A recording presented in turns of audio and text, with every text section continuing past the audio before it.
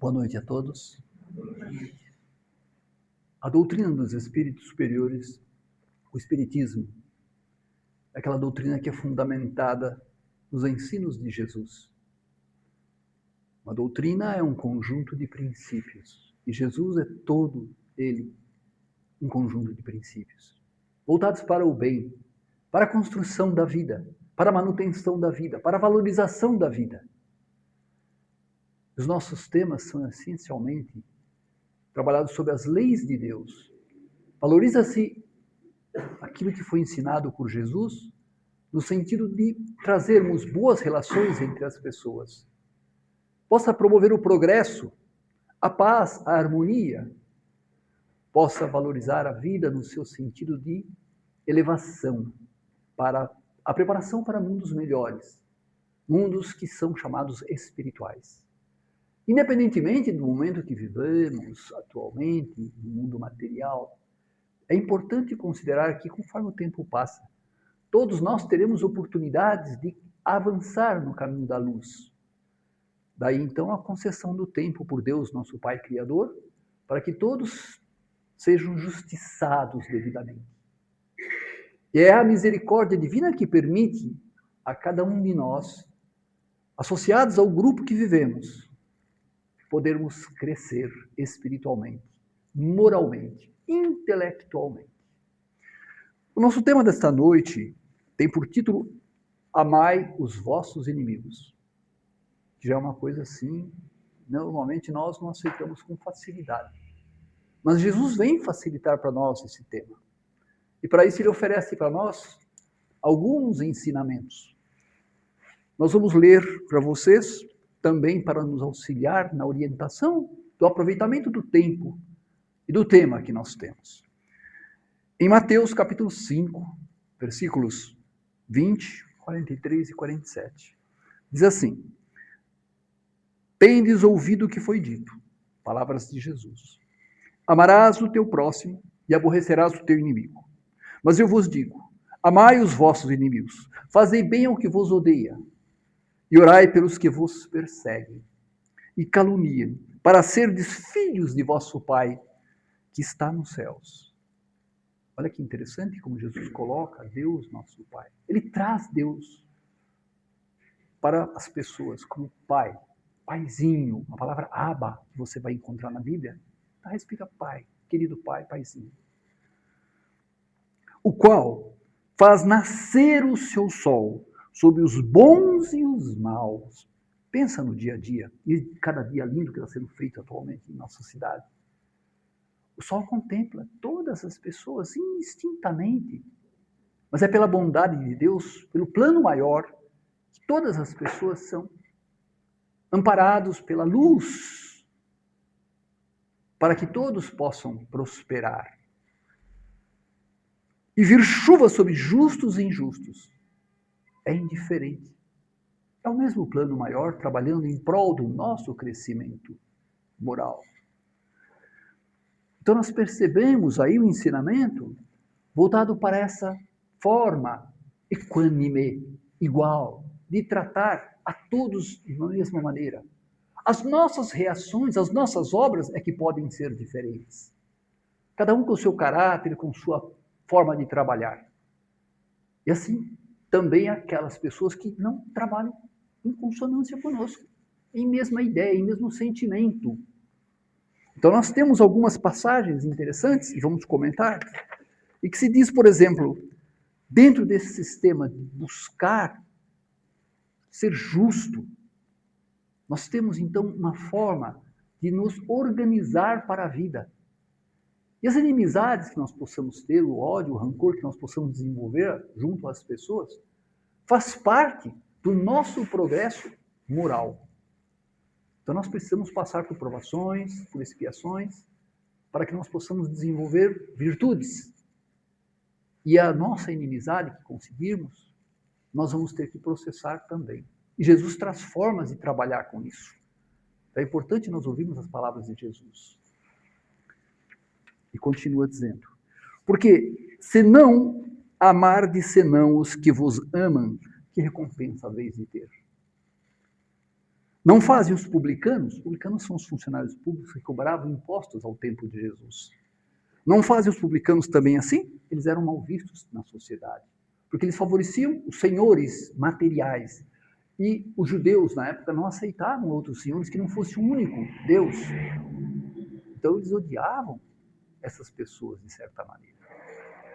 E se saudardes somente aos vossos irmãos, que fazei nisso de especial? Vamos trazer essas frases para nós, para o nosso dia a dia, para as nossas dificuldades, para a nossa incompreensão, muitas vezes, dentro de todo esse processo que a doutrina espírita traz para nós, para meditarmos, para que a nossa consciência possa se enriquecer e nós possamos nos trabalhar. E aos poucos ganharmos melhores condições de enfrentar as vicissitudes, as quedas da vida, as nossas dificuldades. Não fazem os publicanos o mesmo? Não fazem assim também os gentios? Os gentios são os outros.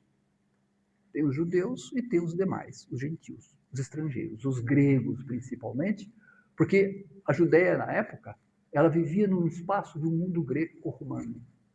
E esse mundo era o que permitia a todos viverem sob a justiça material cesariana de César de Roma.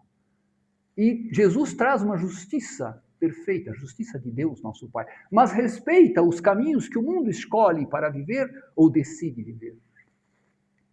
Eu vos digo que se a vossa justiça não for maior e mais perfeita que a dos escribas e fariseus, escribas são aqueles homens que trabalhavam a questão da lei, explicavam a lei, como se fossem professores, doutores da lei, desenvolviam também, às vezes, seitas que também trabalhavam o entendimento da lei. E tinha os fariseus, que era uma seita, um grupo de pessoas que entendiam a lei, que praticavam a lei asperamente, duramente, rigidamente. Mas também encontravam-se com Jesus, discutiam com Jesus, conversavam, tiravam dúvidas e muitas vezes perseguiram Jesus. Disputavam, mas conversavam. Havia diálogo entre eles. E Jesus sempre procurava colocar uma ordem nas coisas. E eles sempre saíam, às vezes, cabisbaixos, revoltados, mas aprendiam. Então ele fala, não faz assim também os escribas, aqueles que cuidam da lei material, a lei judaica ou hebraica, vamos chamar assim, e os fariseus, que são aqueles que seguem o grupo daquelas pessoas que tratam rigidamente a lei, interpretam rigidamente a lei. Não entrareis no reino dos céus dessa forma. Então, há os ensinos para que nós possamos trabalhar. E aos poucos nós vamos percebendo a nossa ligação com o semelhante. E as leis regem as nossas relações para que nós tenhamos um sentido social na vida que nós enfrentamos.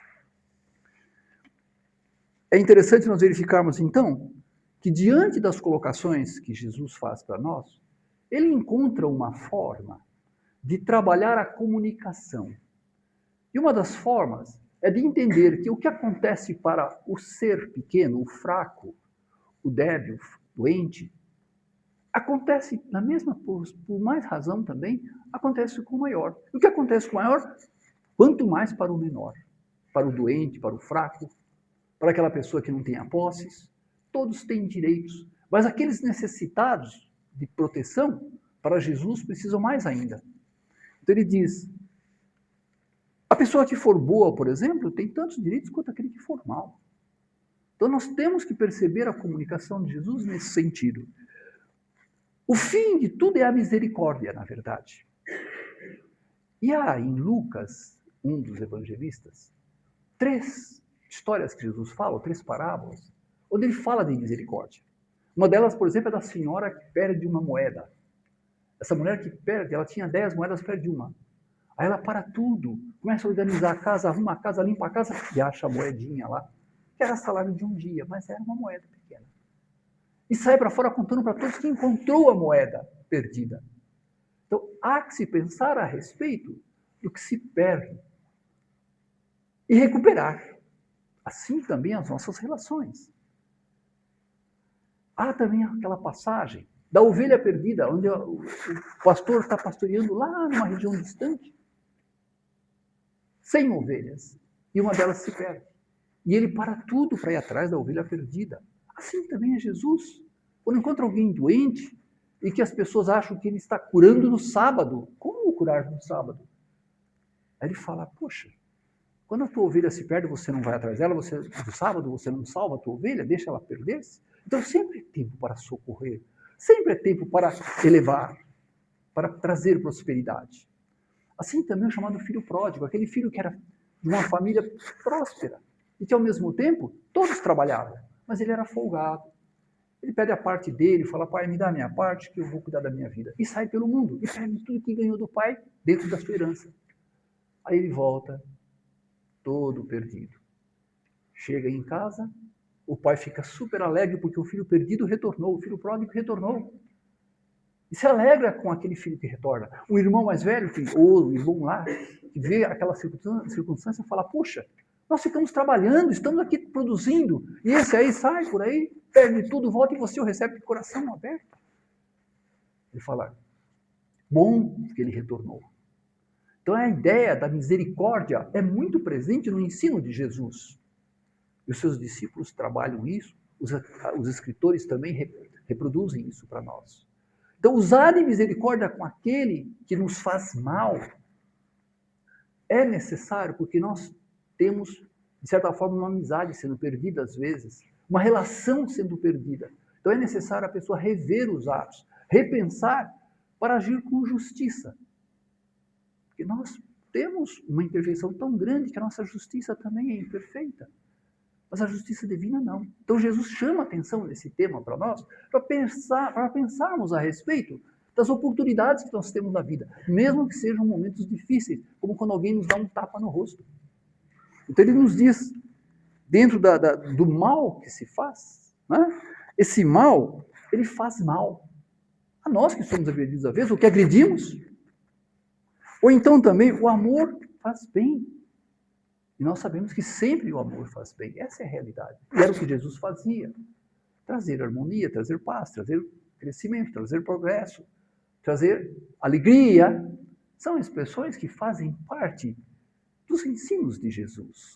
Assim também os inimigos desencarnados, com quem convivemos e nem percebemos muitas vezes, mas que sentimos o corpo às vezes desagradado, situações chatas, acordamos mal, levantamos mal, ficamos irritados muitas vezes.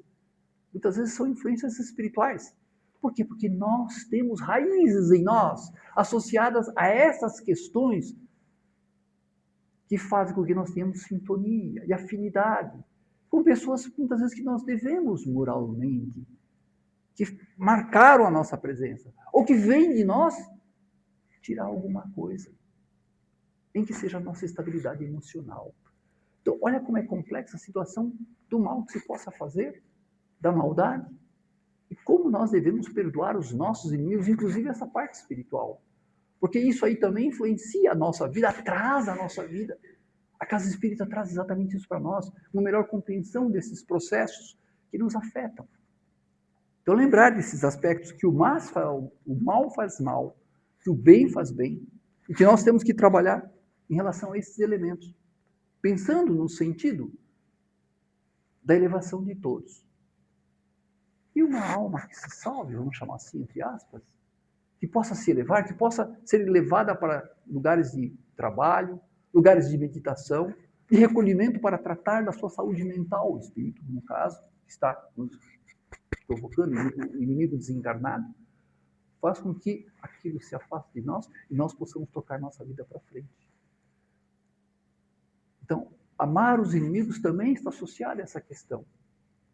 E a doutrina espírita traz exatamente esses pontos para nós, para que nós possamos pensar a respeito e ver o que isso tem a ver conosco, onde nós podemos prosperar no sentido de equilibrarmos-nos, produzindo também equilíbrio. Da mesma forma, ele diz, se alguém te ferir na face direita, oferece-lhe também a esquerda. Não quer dizer que a pessoa fala, bate agora aqui, porque não doeu o suficiente. É a forma como a pessoa encara a agressão.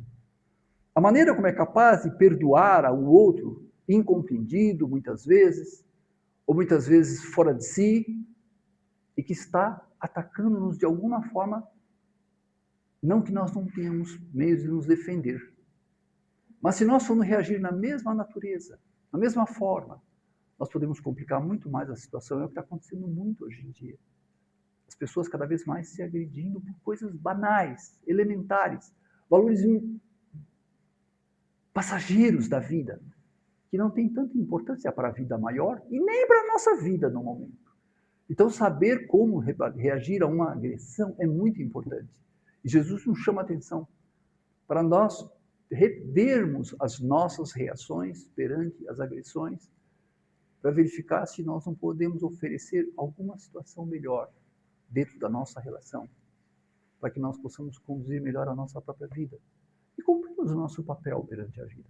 E saber perdoar, saber esquecer, não armazenar ódio, nem rancor, nem querer vingança, porque isso só vai nos atrasar na realidade, vai nos macular a essência do ser que somos, vai estar na nossa consciência, trabalhando muitas vezes aquele ódio, aquele rancor contra uma pessoa, perdendo tempo, atrasando-nos numa existência que é algo extraordinário para a vida, se nós percebermos como nos conduzirmos diante dessas questões.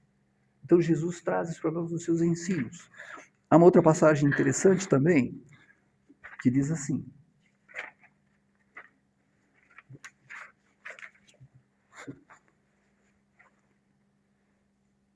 se alguém vos ferir a face direita, oferecerei também a outra. Ao que vos demandarem em juízo, se alguém nos quiser levar à justiça, não é? E vos tirar a túnica. Nos despir, vamos chamar assim, no sentido de tirar o que nós possuímos. Largar-lhe também a capa, quer dizer, acrescenta alguma coisa a mais e perdoar. Para que nós possamos ficar livres daquela relação, que é uma relação ruim para o desenvolvimento de todos nós, não é? E se alguém vos obrigar a ir carregado 1000 passos, ide com ele ainda mais outros 2000. Dai a quem vos pede. E não volteis as costas ao que deseja que lhe empresteis. Ou seja, a pessoa viver dentro da urbanidade possível, dentro da relação com o próximo, no sentido de respeitar, muitas vezes, certas situações que são difíceis para nós. Mas em tudo isso, o bom senso, a coerência. Porque também nós temos que ajudar o próximo, assim como o próximo precisa nos ajudar. Então, esses trabalhos dentro da doutrina, no sentido de compreender a doutrina espírita frente ao Evangelho, façam com que nós possamos estudar cada vez mais, ler cada vez mais, e procurar entender, pouco que seja, quanto isso tem a ver conosco, quanto isso pode nos ajudar a desenvolver a nossa passagem pela Terra. Não é? Uma outra passagem interessante, lembrar a fé na justiça divina. Confiar em Deus. Nós temos que aprender a confiar em Deus, essa é a realidade. Nós temos que ter a nossa confiança, muitas vezes, nos espíritos amigos, naqueles nossos anjos protetores, mas, acima de tudo, Deus vem primeiro. Então, sempre confiar em Deus. De vez em quando, conversar com Deus, não é? Orar, seja mentalmente, seja oralmente falando, mas sempre nesse sentido. Ter fé na vida futura. Isso faz com que nós, no nosso dia a dia, percebamos que forças nós temos que movimentar a nosso favor para o progresso.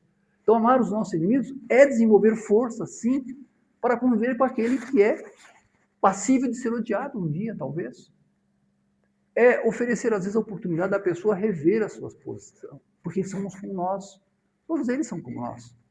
São espíritos. Nós também já fomos, talvez assaltantes, talvez malfeitores. Nós também já provocamos danos a terceiros. Então, nós temos uma folha corrida também. Por isso, muitas vezes, passamos por dificuldades na Terra. Somos perseguidos, muitas vezes, e não compreendemos, porque não temos essa noção de vidas múltiplas que a reencarnação permite para que nós possamos alcançar a luz, o progresso, a elevação espiritual, chegar à condição de angelitude. Saber suportar a injustiça. Isso não é eterno. Muitas vezes nós estamos pagando as nossas dívidas do passado, estamos encontrando com a nossa situação passada, no presente momento, exatamente para refazer relações, para reatar laços. Agora, não vai necessariamente a pessoa, é meu irmão, é diferente, é meu filho, não é.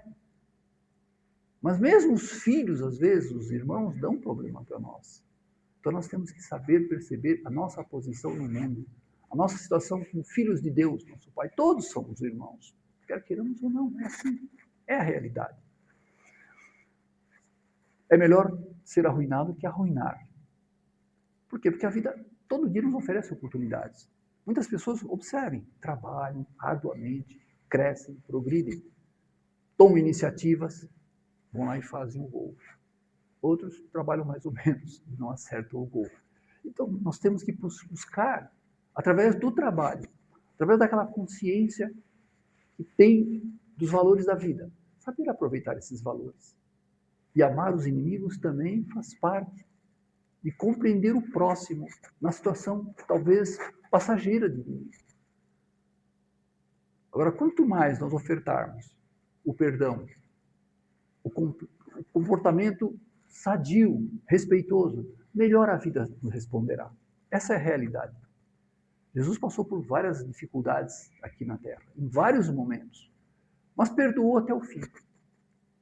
Há um homem que esbofeteou ele perante a autoridade judaica no templo, quando ele foi preso. Ele perguntou: se eu falei alguma coisa errada, corrige. Mas se eu não falei, por que você está me batendo? Então ele reagia num certo nível. Era Jesus, mas não importa, era um ser humano. Também passava por injunções, por forças contrárias naquele momento. E mostrou equilíbrio, praticamente do começo ao fim, o tempo todo mostrando segurança, para exemplificar, para que todos nós possamos ver. E na cruz ainda pediu a Deus perdão àqueles que, dizia ele, não sabiam o que estavam fazendo. E grande parte de nós não sabemos o que estamos fazendo aqui.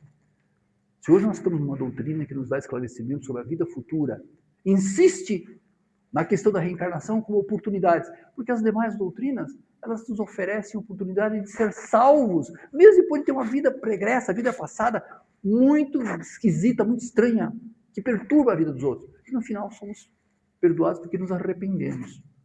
Quanto nós crescemos nesse arrependimento? Nós somos seres humanos, nós sabemos que temos falhas. Então, da mesma forma, ser humilde. Então, esse perdoar os inimigos é superar a questão do orgulho. Perdoar o inimigo exatamente é isso, é questão de superar o orgulho. Nós temos que aprender a passar por isso, passaremos por dificuldades, por injunções, por pressões, mas temos que procurar reagir dentro dessa linha. Nessa vida ou na próxima, não importa, mas termos consciência disso. Buscarmos a concórdia cada vez mais, num mundo que está cada vez mais pedindo concórdia. Essa é a realidade nossa. Esse sacrifício que nós vamos fazer por amar os inimigos vai nos favorecer, nos acrescentando valores espirituais. Nós temos um corpo espiritual.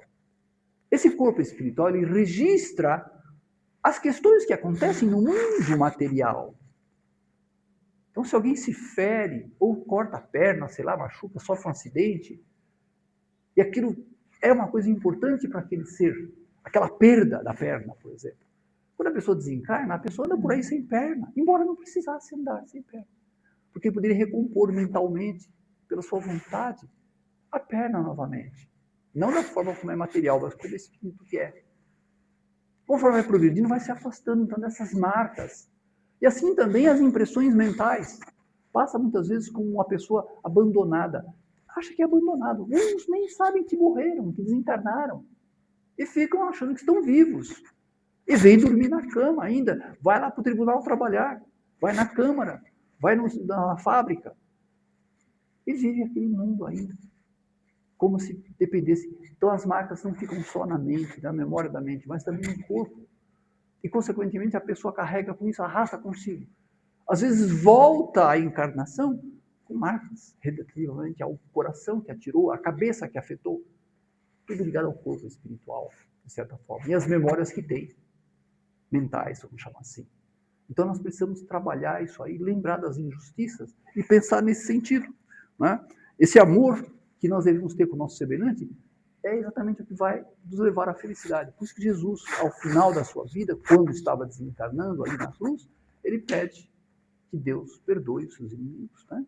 Porque ele simplesmente reconhece que eles não tinham nível para entender a importância de Jesus, a passagem de Jesus, a mudança que haveria naquela coletividade, se percebesse o valor espiritual da vida, se percebesse a grandeza de Deus, não apenas por causa de lei material, ou por causa de uma coletividade exclusivista que se achava escolhida por Deus, num universo que Deus cria com tantos astros no espaço, com tantos corpos no espaço, com tantas possibilidades de vida que existem no mundo, no universo, porque só aquele povo ali naquela região, com um passado difícil que teve, com história conhecida, seria o povo apenas escolhido.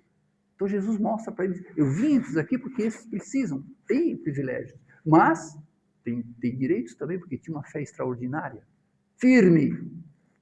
Mas, por outro lado, tem um orgulho muito grande e precisam, logicamente, perceber esses exemplos que nós temos aqui. Então, eu vou deixar uma frase com vocês para pensarem. É uma frase de um espírito chamado Meimei, que deixou essa frase num texto, num livro chamado Instruções Psicográficas, através de Chico Xavier, lá no século passado, não muito longe. Ele fala assim: sentir para saber com amor. Saber para sentir com sabedoria. Porque o amor e a sabedoria são as duas asas daqueles que já comungam com Deus. Então pensem nessa frase. Uma frase assim, não é muito difícil decorar, não. Sentir para saber com amor.